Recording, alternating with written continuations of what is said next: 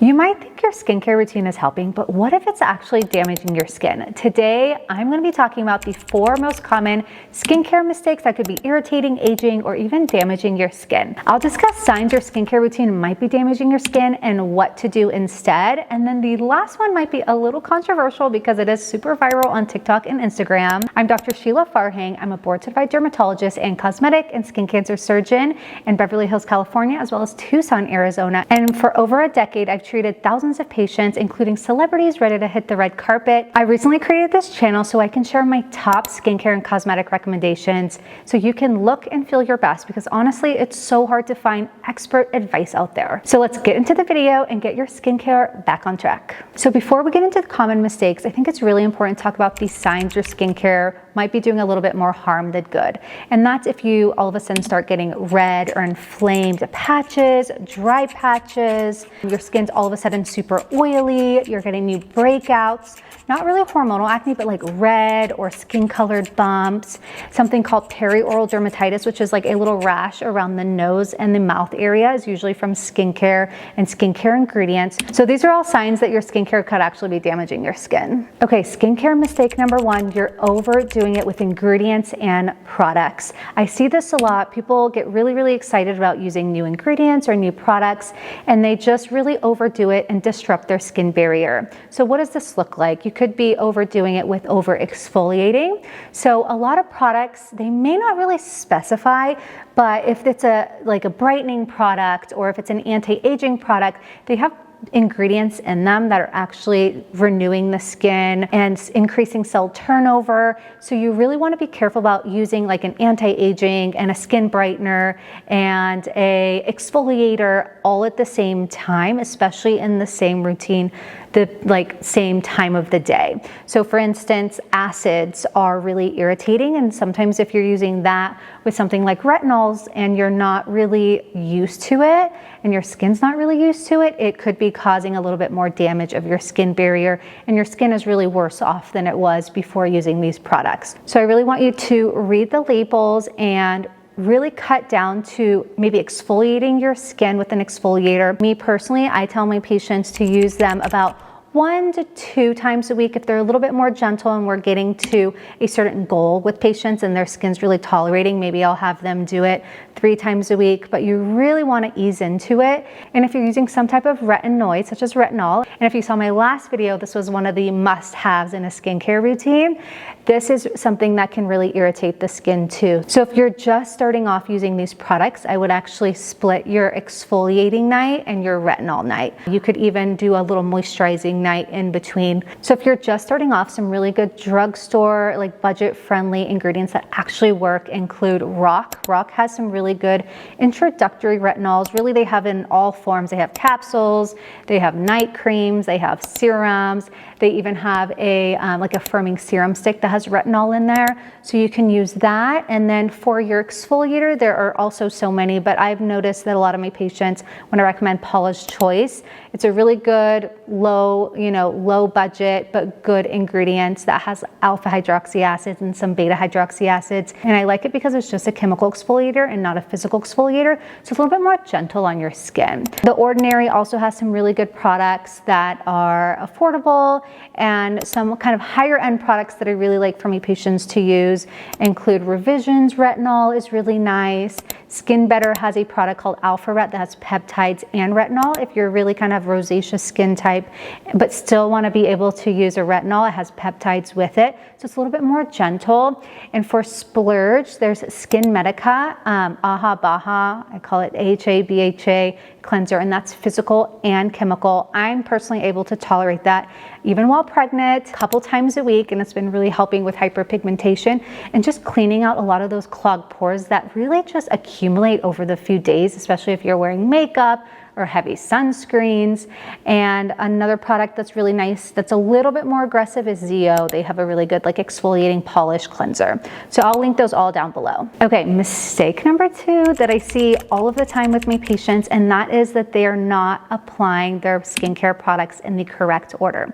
So what this can do is cause irritation, but it can also just make it so your skincare products are not getting properly absorbed and just not working at all. So you really want to simplify it and think about it as thinnest to thickest. So basically you're cleansing first, and then say you're using a toner. I personally don't think a toner is necessary in a skincare routine because it can be a little bit more drying, but there are some that are alcohol free and some people just like toners. If I am double cleansing and I have a full face of makeup like I do now, I will go in with a micellar water first and then cleanse, and that's like my double cleansing technique. But essentially you want to cleanse, and then you want to use some type of like spray if you're using hypochlorous acid spray, and then you want to use a toner because it's more like watery, and then you want to do a serum, and then you want to do a lotion if you're using a product that has that formulation, and then you want to go into something that's thicker like a moisturizer or a cream,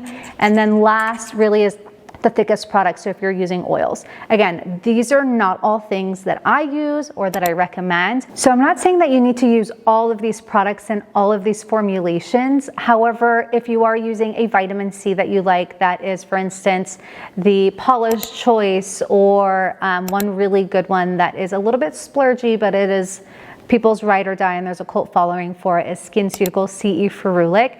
This is a serum, so you want to make sure that you're applying this before any moisturizing creams or your SPF, for instance. I personally use the Revision vitamin C, and that's a kind of a cream form. So I will use my hyaluronic acid serum, or I use right now the SkinCeuticals PTOX because I can't use retinoids because I'm pregnant before. So it's just going off of consistency and how thin and thick the product is. So that's just a really good thing to remember. And the reason why we do this is, if you think about it, if we're applying a really thick cream first and then you want to apply something that's like watery, such as a serum on top, that serum's not really getting absorbed into the skin. Even if you've really like waited a bit and if it's dried, it's creating almost like an occlusive barrier, something like Vaseline would do.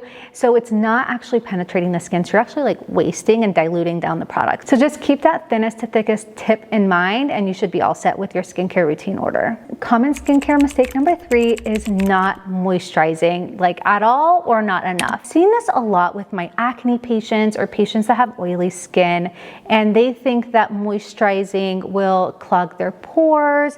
But what's really important with this is we need a moisturizer to repair and really reestablish that healthy skin barrier, especially if you're using actives such as retinols or exfoliators like we were talking about. The really important thing with this is if you're not actually moisturizing and giving your skin the hydration that it needs, the good skin loving ingredients it needs, it actually will like over dry, get dry and patchy, and actually overproduce oil. So I've seen this a lot with my patients. So I'm not saying that your moisturizer needs to be super thick and heavy. There are so many out there. If you tend to be a little bit more on the oily side and really worried about using a moisturizer, La Roche-Posay has a mattifying moisturizer that is very, very good, and it's not super dry, it's super lightweight, so that's a great one to use. Even Neutrogena has hyaluronic acid based like moisturizing gels called Hydro Boost, and these are really good and lightweight. For a little bit more splurge at my office, there's one called PCA Rebalance that is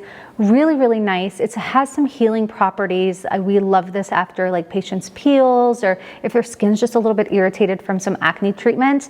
And it's called the Rebalance because it rebalances the skin barrier, but I love it because it's super lightweight.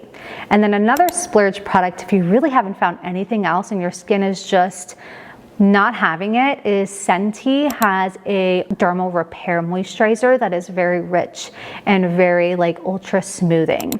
Another thing you could always do is just use Vaseline, but if you're acne prone, honestly, it could really clog some pores, so I don't recommend it. Sometimes what I tell people to do is like, if it's just around their mouth or around their nose, they're getting like really dry and flaky, they can use a little Vaseline there around their eyes, but I wouldn't put it like all over your face. I personally have never really done that, and I don't plan to. And the 4th common skincare mistake I see all the time are DIYs. So hear me out on this one. I know people love to keep things really minimal, decrease preservatives. But with all the DIY, I really don't see a lot of good that comes out of it. And I usually see your skin getting a little disrupted, or that it's just not for your skin type. Some of these examples include baking soda as exfoliants. You know, baking soda, while it's not that bad, it can actually itself disrupt your skin barrier because it's actually a little bit more basic, and our skin needs to be a little bit more on the acidic side.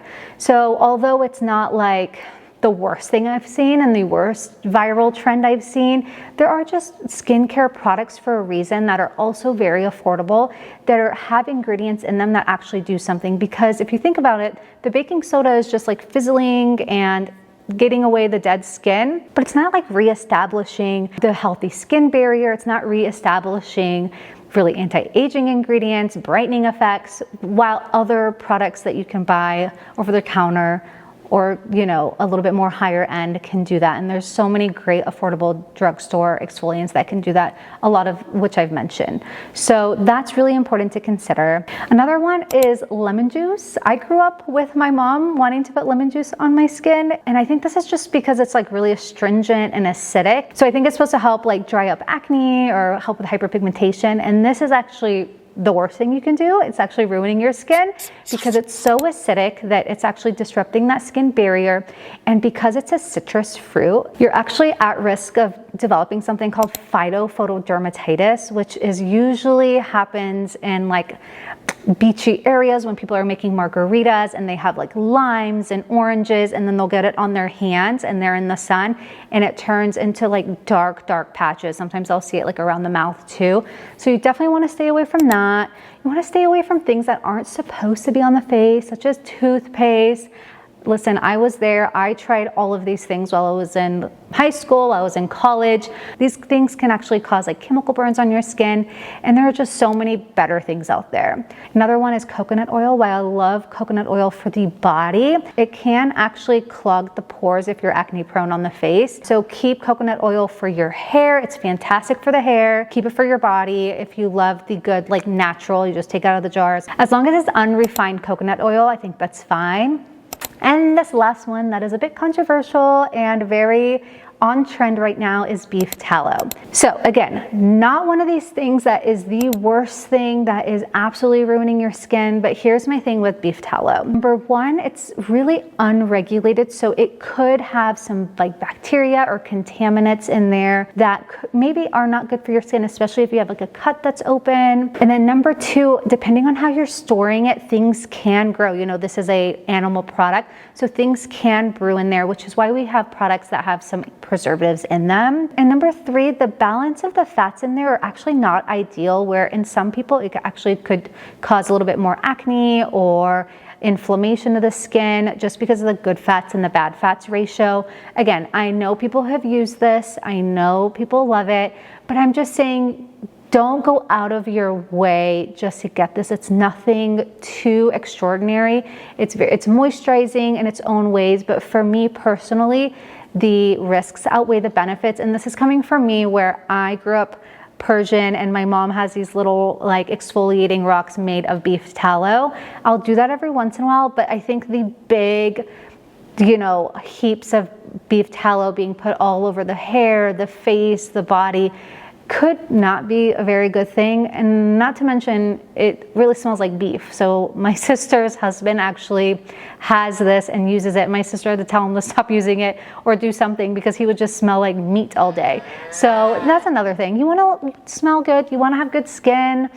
So I think there's definitely better ingredients out there that you don't really have to jump on this trend. You're not really missing out much. Okay, so hopefully that helped clarify any skincare mistakes that you're doing or any of your friends are doing. Send them this video if they're doing beef tallow or anything like that. And leave your comment down below on any questions you have or any future topics you want me to talk about. And if you like this video, you'll probably like this video I did recently on the only 3 skincare products you need. So like, subscribe, it would mean so much to me, and I'll see you guys in the next video.